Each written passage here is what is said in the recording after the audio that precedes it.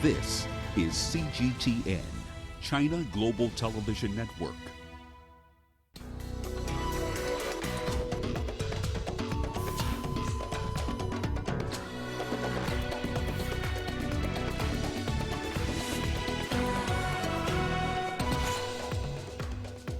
Al-Shabaab terrorists kill 13 Somali soldiers.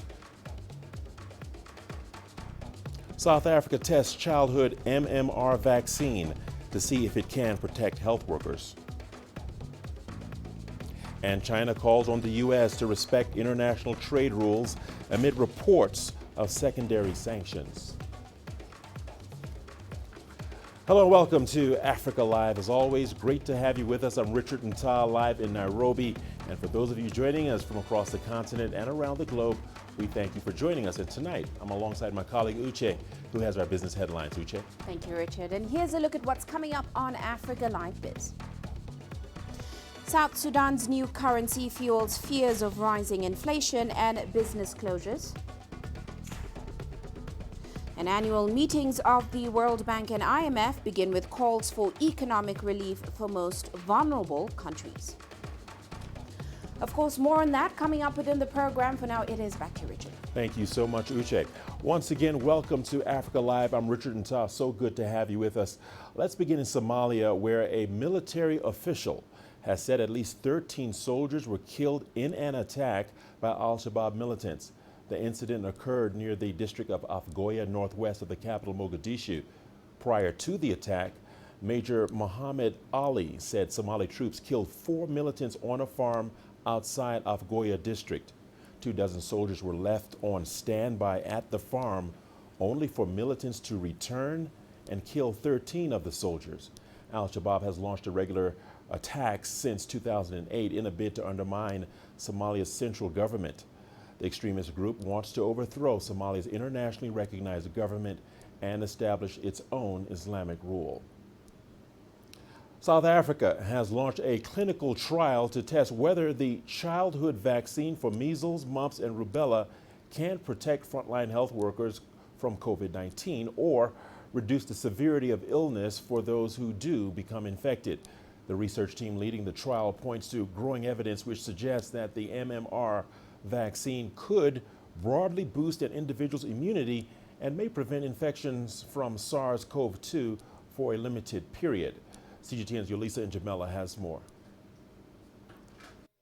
The childhood vaccine for measles, mumps, and rubella, commonly referred to as MMR, has been administered safely to hundreds of millions of people around the world since it was approved many decades ago. It has successfully reduced the incidence of measles, mumps, and rubella worldwide. Now, a trial has been launched here in South Africa to test the efficacy of the MMR vaccine against COVID-19. What we think is happening is that the MMR is able to train the immune system to strengthen its response to any infections, including SARS-CoV-2. We need to obviously prove this, but we have evidence from other studies which suggest that this is possible. We also think it's going to be useful for future pandemics because it's a sort of non-specific effect. And we also think it could be used in combination with specific vaccines because it may boost immune responses in people who may otherwise not respond well to specific vaccines, probably because of their age or other underlying conditions. Professor Delani Muretwa says another reason the MMR vaccine may be effective is that there are similarities between the weakened viruses in the vaccine and the SARS-CoV-2 virus that causes COVID-19. As you know, most vaccines are developed to produce a set of antibody responses in a person, and those antibodies are then primed and ready when the person encounters the infection. Now, the measles, mumps, and rubella viruses are respiratory viruses as well, and so there are some similarities between their proteins and the proteins on SARS-CoV-2. So even with MMR antibodies floating around, it may be that some of them are able to protect a person against SARS-CoV-2. But the real thing that we think it's doing is actually to train the immune system to strengthen its response to any infections. The clinical trial was launched by scientists from the University of Cape Town and Joburg-based Wits University. The aim is to recruit some 5,000 frontline healthcare workers. So we asked, why specifically healthcare workers? Healthcare workers are a group that we know are particularly exposed either at work because of the repeated exposures to ill people or because of the inoculum that they may be exposed to, but also because during this crisis they're the ones who've been going to and from work while other people have been in lockdown. The frontline healthcare workers will be recruited from low and middle income countries like South Africa, Zambia, Zimbabwe, Ghana and Uganda, as well as high income countries like the USA, United Kingdom and Ireland. Here in South Africa, each participant will be followed for 5 months, and the trial is expected to last around 12 months. Yolisa Njamela for CGTN in Johannesburg, South Africa. Turning to the eastern Chinese city of Qingdao, which has yet another confirmed local coronavirus case. The person, a dock worker at the Qingdao port, was identified as an asymptomatic carrier in late September. He was believed to have been infected while transporting imported seafood that carried the virus. Now, this case makes 13 total cases in the city's latest outbreak. The earlier cases, which emerged over the past weekend, have been traced to a hospital that treats patients infected from abroad. Samples from nearly 10 million city residents have been collected as of Thursday, with no positive results reported yet. The government aims to finish testing the city's entire population of 11 million this week. We strive to finish testing the entire population in central urban areas within 3 days and all residents in the city within 5 days. For now, we're basically on schedule, with over 4.3 million residents sampled and none of them tested positive. China and Africa have had a close, healthy cooperation since the beginning of the COVID-19 pandemic. On Thursday, a group of African ambassadors and diplomats visited China's largest vaccine manufacturing enterprise in Beijing. Lu Yan has more. Ambassadors and senior diplomats from 50 African countries visited China's largest and the world's 5th human vaccine R&D and manufacturing enterprise, Sinopharm CMBG. The visit aimed to deepen cooperation in the fight against the pandemic and build a better China-Africa health community. The diplomats visited the exhibition center and vaccine production lab and learned about the latest clinical trials of the company's COVID-19 vaccine. This visit is so much impactful and insightful, and we've learned so much, the greatness of China, how China is moving forward and moving this great nation forward, and also making sure that Africa is well and safe. And so this cooperation, I believe, can empower Africa the more, can strengthen that relationship the more. It is reassuring to see how big the facility is, how much experience this organization, this company, subsidiary of Sinopharm, has accumulated over a period of time, developing vaccines on polio, on yellow fever, on pneumopox, and other smallpox, and many other diseases that have been treated using or prevented using the vaccines developed by this organization. So for us, it's an eye-opener. It's reassuring, and we hope that we get the vaccine anytime soon. Sinopharm is currently carrying out the international phase 3 clinical trials for a COVID-19 vaccine in 10 countries, including the UAE, Peru, and Argentina. More than 50,000 volunteers are taking part in these trials. Back in May, Chinese President Xi Jinping said China will make any COVID-19 vaccine that develops a global public good that is accessible and affordable to developing countries, especially African countries. And he said priority must be given to helping African countries with weaker healthcare systems. Since the outbreak of COVID-19 in Africa, the Chinese government has provided more than 400 tons of medical supplies to the continent. Nearly 200 medical experts have also been deployed there to train more than 20,000 African medical personnel. China also has 1,100 cooperative projects in Africa, including bridges, roads, ports, and hospitals. Liu Yang, CGTN, Beijing. The use of drones to combat the spread of COVID-19 has been a game changer across the continent. More African countries are using the technology as a tool to create awareness and monitor the pandemic. Nations are also integrating drones into their supply chains. Here is CGTN's Robert Nagila with more on that story. About 45 kilometers west of Mali's capital Bamako, in the village of Sibi, Musa Jara, a tech engineer, uses his drone to educate people about COVID-19. Our target is those that do not believe in the existence of this disease. We're also targeting those who live in remote areas without access to a TV, radio, or the internet. The drone helps create awareness on COVID-19. The drone's made from recycled material and programmed by Musa. 70% of the components are made from used plastic bottles and plastic waste. We also make our own programs for the drones. And we use other programming software, but we do make our own and encrypt it ourselves. Across Africa, more countries are using drones to combat the pandemic. In Tunisia, drones donated by China and equipped with temperature sensors and loudspeakers have been deployed by the Health Ministry to control the spread of COVID-19. Over in Ghana, Aquamare Drone Tech uses drones to disinfect public spaces. The company plans to expand its services to neighboring countries. And in the Greater Zanin municipality in northern Limpopo in South Africa, drones have been used to educate people about COVID-19 prevention in local languages and to monitor potential hotspots. In Rwanda and Ghana, Zipline, the company that pioneered medical deliveries to rural communities, now stocks and delivers COVID-19 products to health facilities. And global bodies such as the World Economic Forum, the World Bank, and the International Civil Aviation Organization are raising awareness.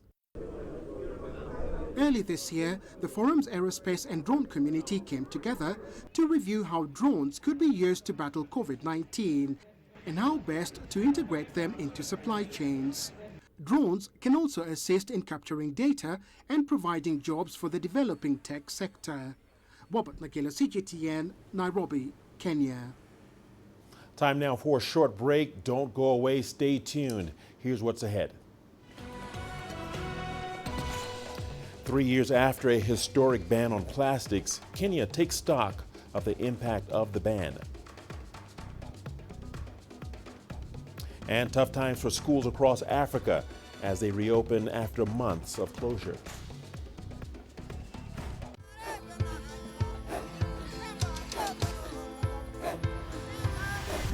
Africa is a continent of diversity, with varied climates and enchanting geography, and a people so distinct, but with a shared enduring spirit.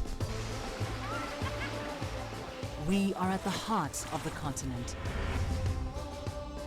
to bring you the untold stories. Let's have a look. We celebrate Africa as it shapes its own destiny. Tunis, Syria, Juba, Johannesburg, Ethiopia, Tanzania. Africa Live. Find your voice. I try to not let it affect me, but there are days when it does. I'm a human being, and to see patients in a hospital bed and their family members are not there, there's no one there to hold their hand, that human touch, you know?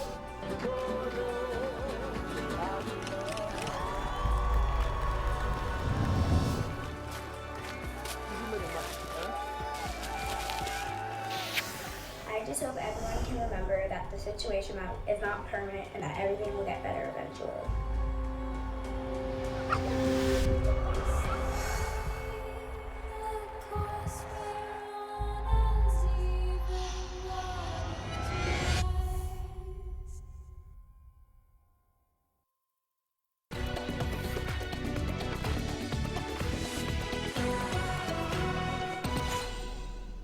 Welcome back. Thanks for staying with us. Let's now have a recap of Chinese President Xi Jinping's recent tour in the southern province of Guangdong.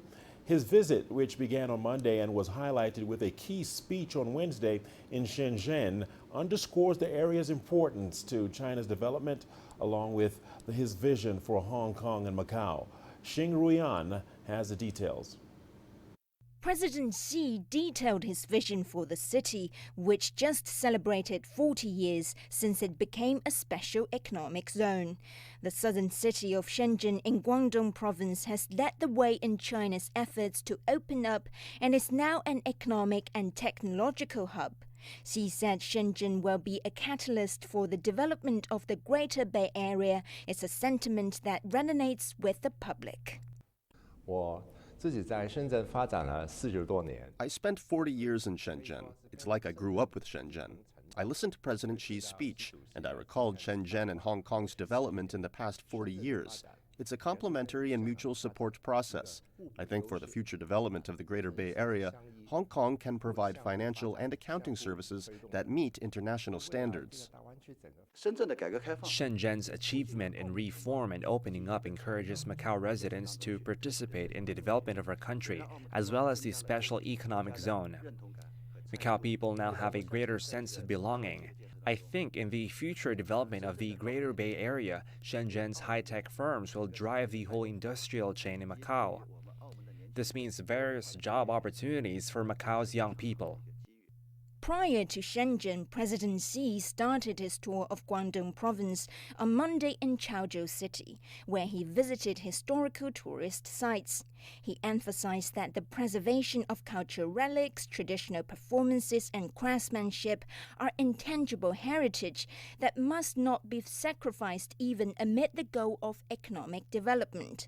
The president's Qingdao trip took him from ancient China to modern China in a day, when he visited Qingdao Three Circle Group, an electronic component and communication device manufacturer. He stressed the importance of independent innovation. Xi urged companies to focus on domestic technological gaps and gain competitiveness by understanding more core and cutting-edge innovations. On Tuesday, Xi Jinping went to Shantou City, which, like Shenzhen, is among China's 4 earliest special economic zones. As he discussed the city's blueprint, he suggested seizing the opportunities offered by the Greater Bay Area and the Belt and Road Initiative.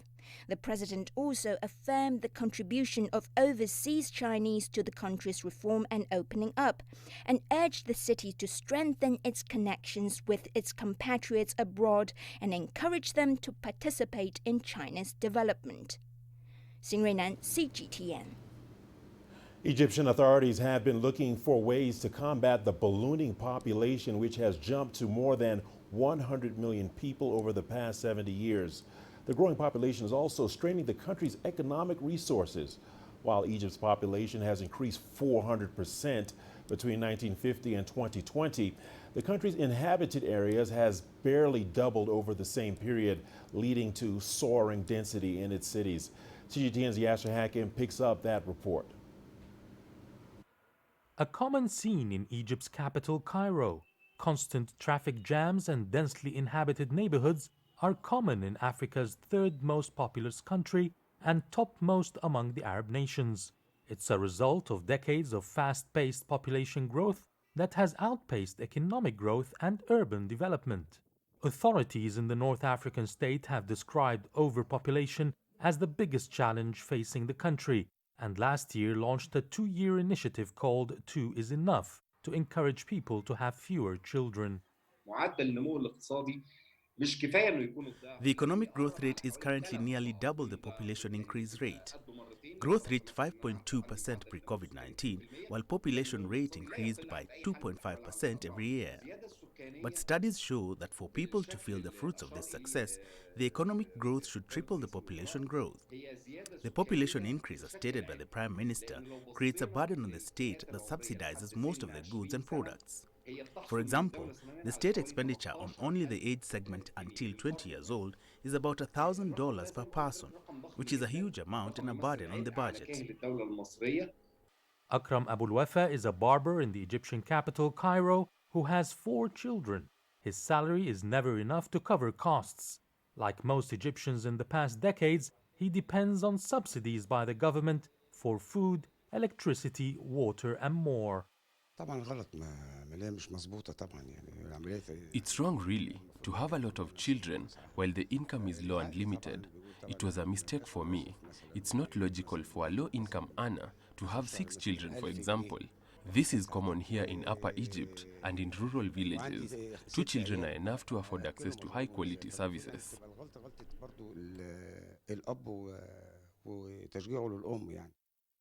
Experts say the latest plans to upgrade essential services such as health and education have forced the government to spend way above its financial capabilities in order to cover all Egyptians, especially the poor.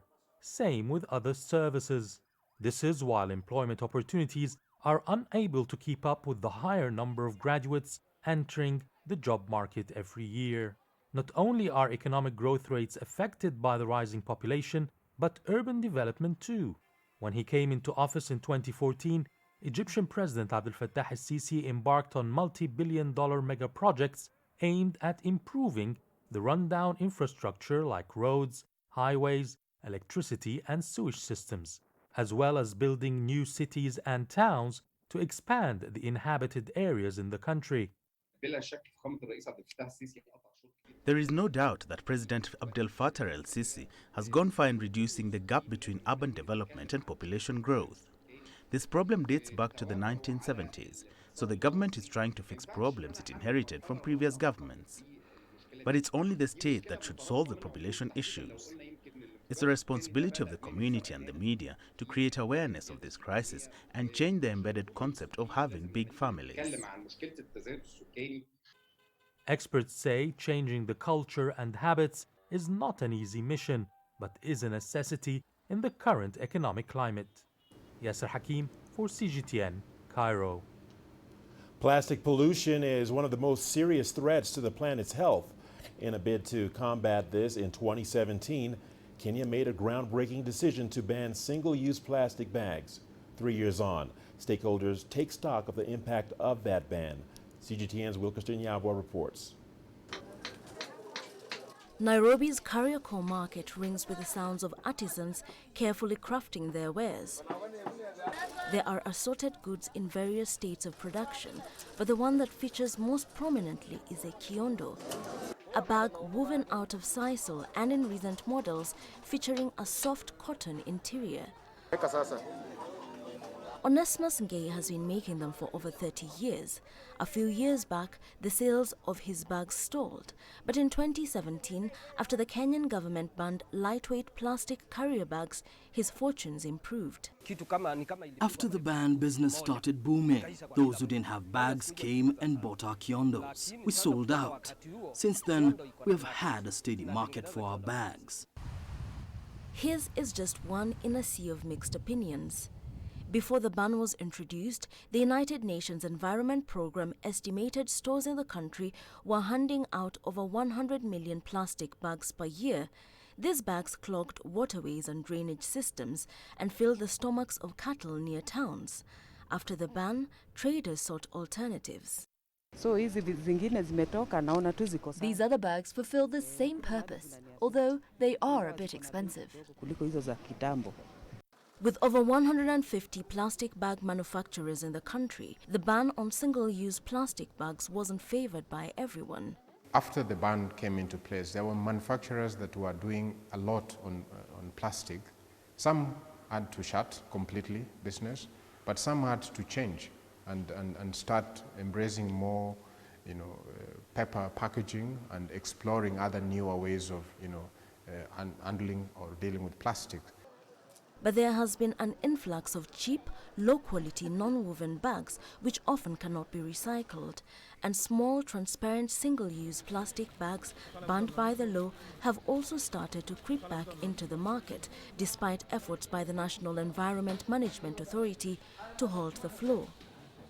We've had so far about 500 to 600 arrests that have been made, with over 300 prosecutions. And if you look around the country, For those who are here more than 3 years ago, you definitely see that there is quite a change in the landscape.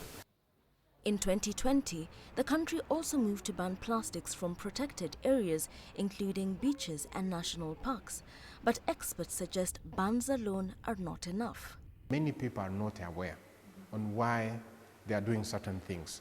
You know, there is a ban, so we don't carry it. But if you ask why is the ban, some people don't understand it, you know. So I think that wider consultation, more education, invest more in really, I believe for me, invest more in kids. You know, schools have to have these programs that really create that understanding. That will really help us to get to the next level. And so the country with one of the world's strictest plastic bans in force soldiers on, hoping for success.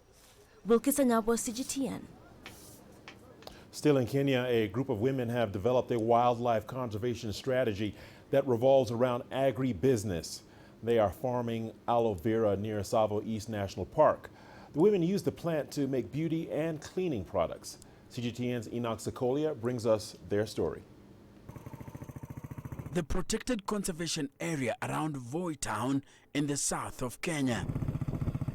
It's home to more species than almost anywhere else in the East African region. Voi has seen exponential economic growth in the last decade, but farmland and settlements have interrupted animal migratory routes. Joyce Ngolopa is part of a group of women from the Taita community. They have been working to mitigate human-wildlife conflicts that are on the rise. Instead of traditional staples, these women are growing aloe vera. The elephants actually are very much near us, and they come and spoil our crops. They spoil maize, they spoil other plants. But they told us, if you plant aloe vera, aloe will not be touched by elephants. And it is true, elephants don't spoil aloe vera. On top of keeping elephants at bay, Voi is an area punctuated with unpredictable weather and food insecurity.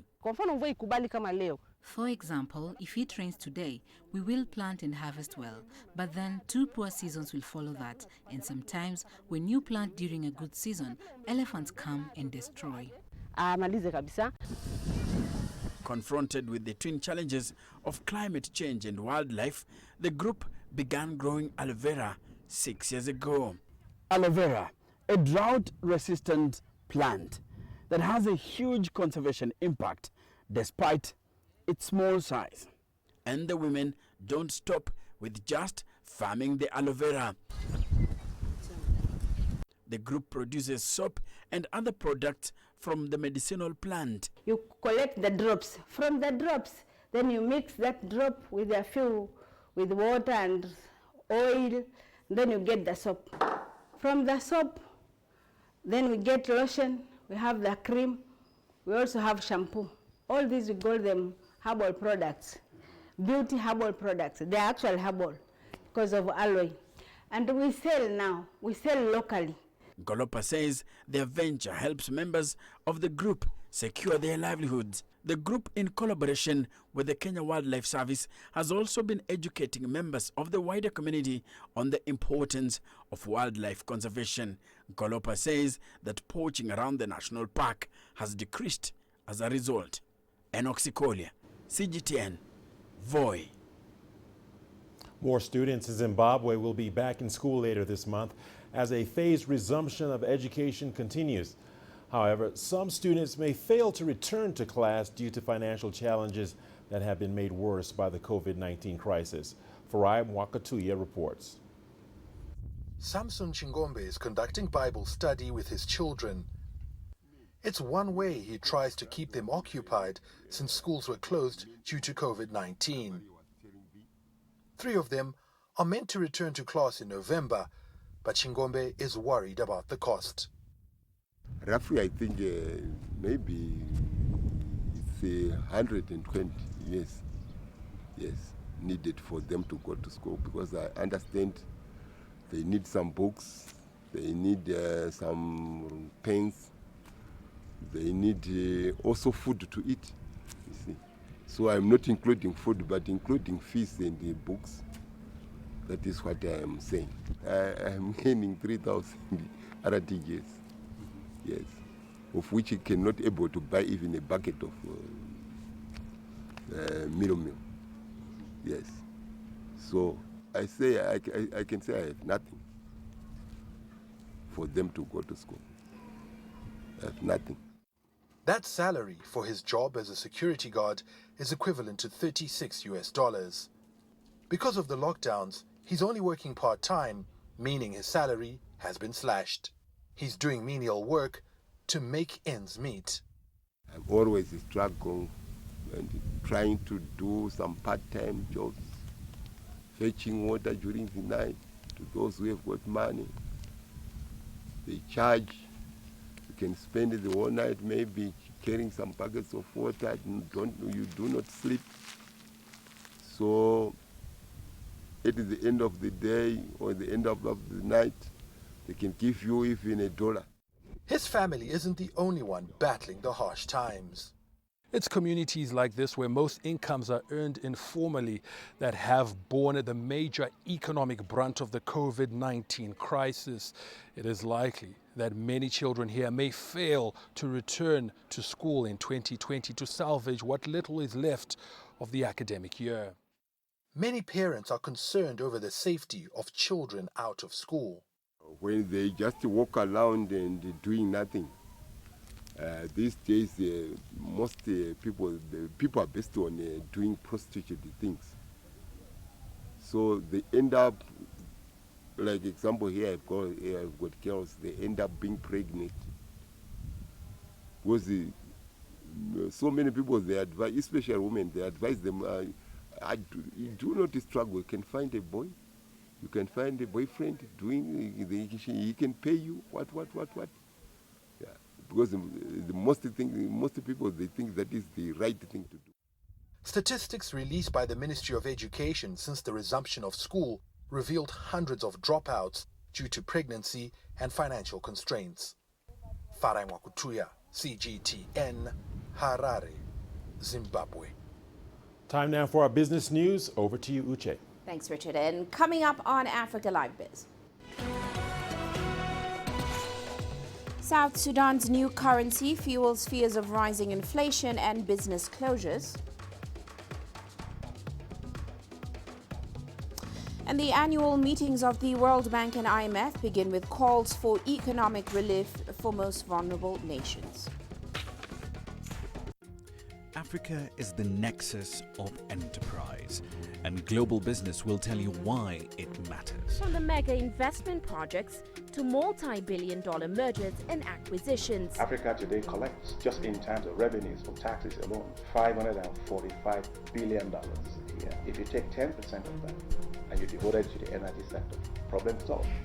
All this on Global Business, weekdays at this time on CGTN.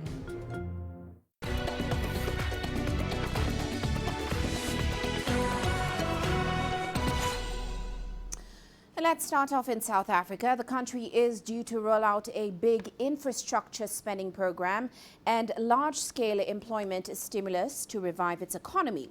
That's according to President Cyril Ramaphosa. He delivered his special COVID-19 economic recovery plan at a joint sitting of Parliament on a Thursday. Here's CGTN's Yulisa Njamela with more. Months of lockdown has left South Africa's economy in tatters, but the pandemic is happening at a time when the South African economy was already under great strain. President Cyril Ramaphosa has now announced a major economic recovery plan. The plan is centered on infrastructure and mass employment programs. Unveiling the special COVID-19 economic recovery plan in Parliament on Thursday, the president told the nation that the government will unlock more than 1 trillion rand or $60 billion in infrastructure investment over the next 4 years, which will create more than 800,000 jobs in the immediate term.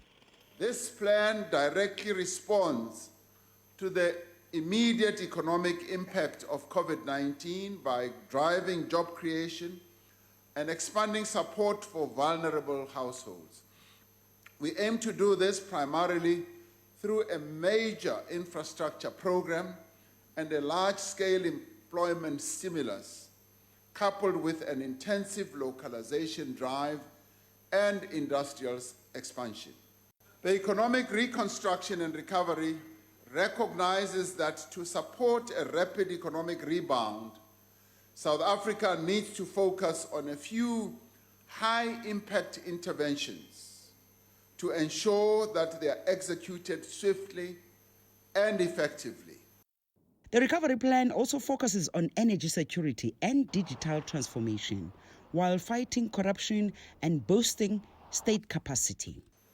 Decisive action against crime and corruption is essential for inclusive growth.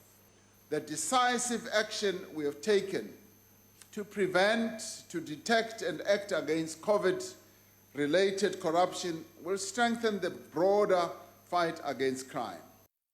Ramaphosa also indicated that the special COVID-19 grant afforded to poor households will be extended for a further 3 months. The COVID-19 grant was meant to lapse this month. Through the special COVID-19 grants and the top-up of existing grants, which are close to 40 billion in additional support, this has been provided directly to more than 17 million South Africans from poor households. Studies have shown that these grants were vital in reducing the impact of the pandemic on levels of poverty and hunger. The evidence that has come to light suggests that the expansion of social protection has kept more than 5 million people above the food poverty line during the past 6 months. The president and his government has been engaged in talks with business and labor leaders for months, trying to plot a path to recovery. He has acknowledged that it will take an extraordinary effort for the economy to recover and called on cooperation in line with the social compacting that has been a hallmark of his administration. Yulisa Njamela for CGTN in Johannesburg, South Africa. Meanwhile, South Africa's August retail sales show a continued improvement in shopping activity in the country. Although volumes did decrease by about 4.2% year-on-year, that fall was less than expected and, of course, follows a sharp 9% decline in July. Well, Angelo Coppola has more on those numbers. The data reflected on 3 market segments. The affluent sector saw people taking properties off the market and doing home improvements. And that has supported demand for building material, paint, glass, as well as for furniture. Now, in the middle segment, we are seeing a stronger than expected rebound in demand for property. It's providing that complementary support to demand for furniture. The lower end of the market was also severely affected by the lockdown, but there was some government support, which eased the plight of that group of people. That is important because we saw from the labor market data that the impact has been disproportionately distributed, with the lower end being more severely affected. So that was, by the looks of things, an appropriate policy response from the government. The August data shows that the impact of the 2.2 million people who lost their jobs in the latest quarter was offset by social grants. Now, the risk is this. As corporates pick up the pieces and, the dust settles, we are likely then to see this talk of, right-sizing, achieving those efficiencies, which could mean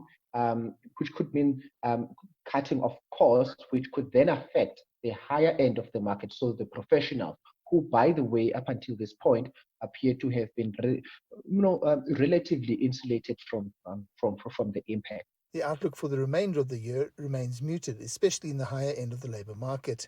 The risk is that there might be still pressure coming from the labour market. So looking ahead, yes, we will continue to see that recovery in shopping activity, but it will be constrained by labour market pressure. The South African retail sector is resilient. The question now is whether government will continue paying those social grants. I'm Angelo Coppola for CGTN in Johannesburg, South Africa.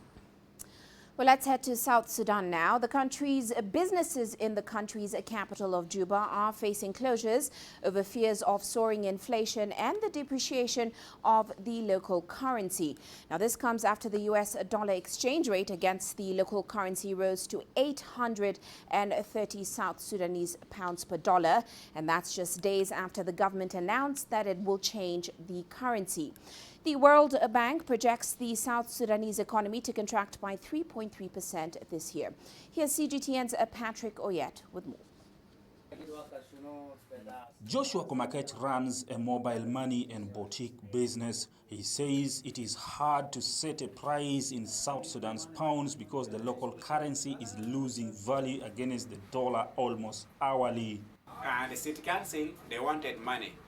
Now, for us, we cannot operate while hungry. We have to eat something. The prices for the food has gone up also. The rent alone also, we are paying in terms of pound. The rent also has gone up now. So, what we are getting cannot maintain our business to move on. And most of us, some, they are running out of the business. Even me, myself, operating the business is now hard. We are almost closing the business. This economic analyst is urging South Sudan's government to make changes to salvage the economy. All the financial practices and principles have not been followed. The government generated revenues through the non-oil revenues or oil revenues have not been channeled to the right direction. So literally I would say the revenues that the government receives or the government incomes and the government expenditures have not been well regulated.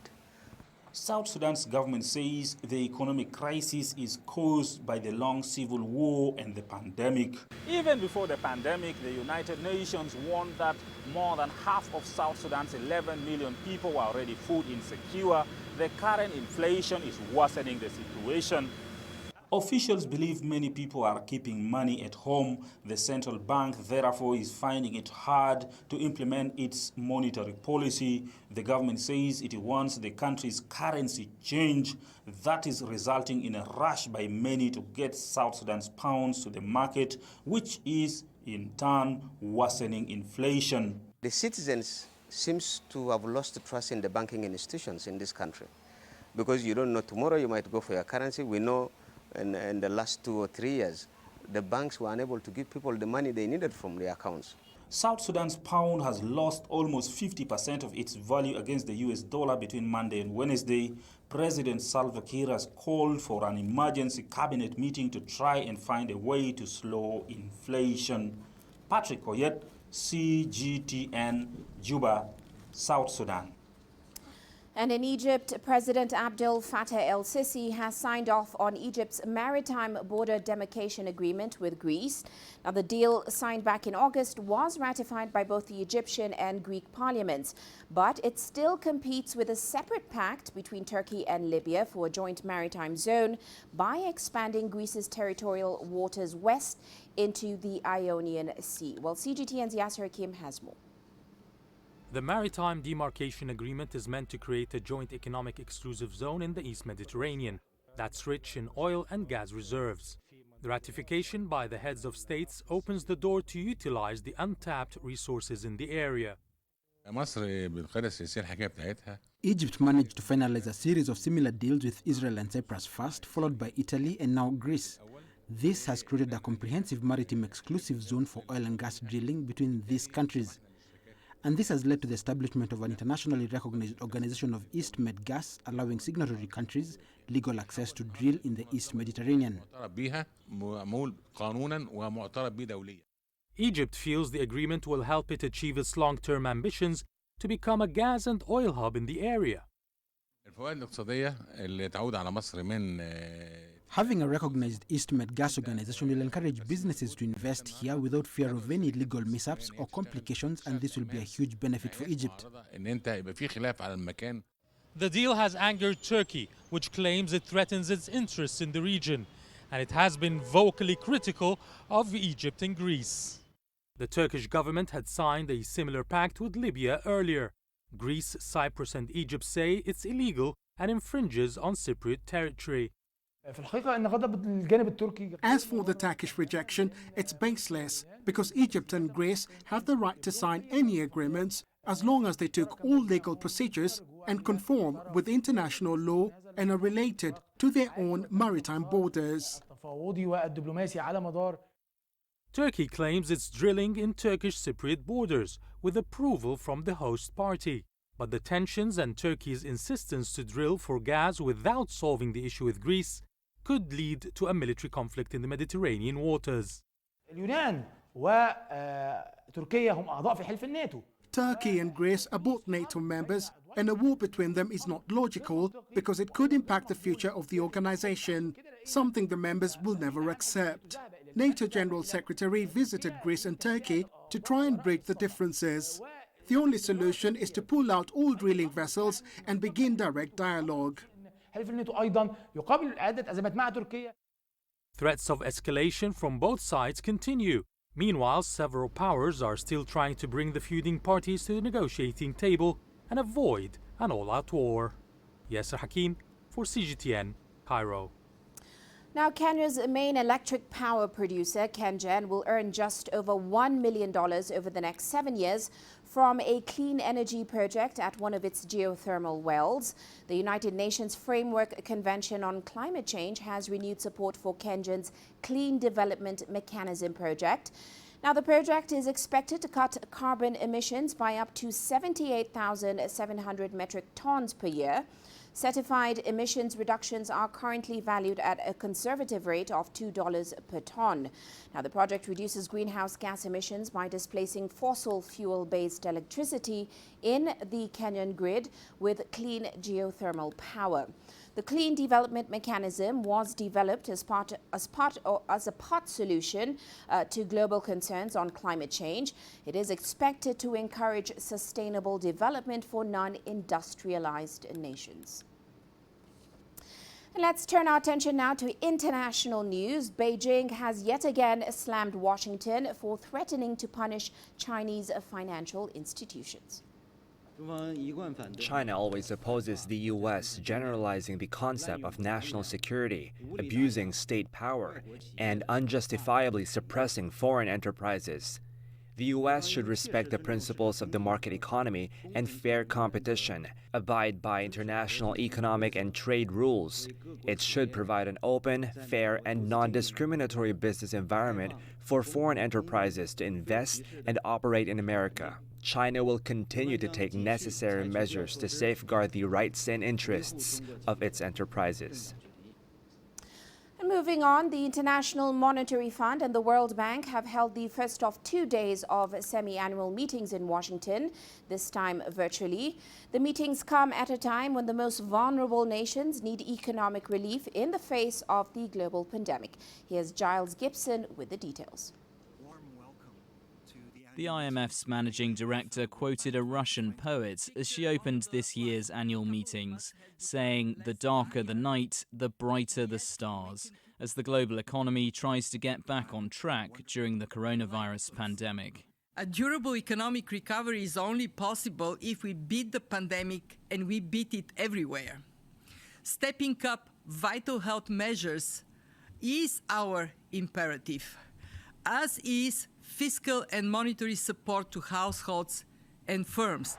The IMF also released its latest World Economic Outlook this week, predicting global GDP will contract by 4.4% in 2020. The forecast was slightly better than its last one in June, but the organisation still warned of a long, uneven and uncertain recovery from the coronavirus pandemic. These streets outside the IMF's headquarters here in Washington, D.C. would usually be packed with visitors, but due to the COVID-19 pandemic, this year's annual meetings are taking place virtually instead. The World Bank's virtual program is focused on debt relief, with the global recession hitting developing economies harder than advanced economies. So it's important for the people in the poorest countries to see an actual reduction in the amount of debt, a ray of hope for the future. And so I was pleased to see that the G20 was approaching debt reduction. I think there are more steps that are needed in order to achieve meaningful debt relief for the poorest. The World Bank estimates the pandemic could push as many as 150 million people into extreme poverty by 2021. As well as calling for debt relief, it's approved $12 billion in new funding for developing countries to buy and distribute COVID-19 vaccines, treatments and tests. The IMF is forecasting global GDP will bounce back into growth next year, but much of that could be in advanced economies like the US. The organization, though, says this crisis could also be an opportunity to build a more resilient and inclusive global economy for the future. Giles Gibson for CGTN in Washington. And at the same time, financial leaders from the group of 20 major economies on Wednesday pledged to do whatever is needed to support the global economy and financial stability. Now, the G20 officials agreed to extend by 6 months the debt payments from the world's poorest nations until the end of June 2021. They also said that they would consider another 6-month extension in April to support low-income nations with high debt burdens. The agreement came as a fresh economic forecast showed that advanced economies are starting to recover from the pandemic, while developing nations are facing growing risks of defaulting on their debt. Well, that's all for now on Africa Live Biz, but coming up later on Global Business Africa, South Africa's President Cyril Ramaphosa presents an economic reconstruction and recovery plan. We'll look at the highlights, and of course all that comes up at the top of the hour. For now, back to you, Richard. Thank you so much, Uche. We are not done just yet. We will see you on the other side of the break with your sports news. Here's a peek at the headline.